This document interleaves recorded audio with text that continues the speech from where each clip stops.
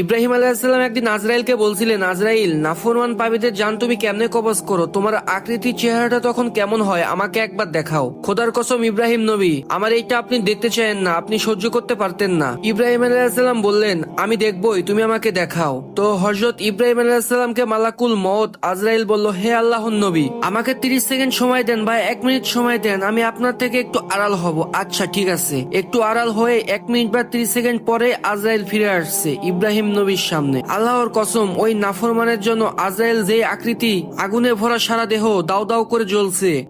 আসসালামু আলাইকুম রহমতুল্লাহ। আপনারা আমাদের কাছে পাচ্ছেন সকল ধরনের আচার, ইনশাল্লাহ নিয়ে ট্রাই করতে পারেন। স্ক্রিনে দেওয়া নাম্বারে আমার সাথে সরাসরি কথা বলতে পারেন অথবা হোয়াটসঅ্যাপে মেসেজ দিতে পারেন। আমরা সারা বাংলাদেশে হোম ডেলিভারি দিয়ে থাকি। 250 গ্রাম থেকে 2 কেজি 5 কেজি আপনারা নিতে পারেন।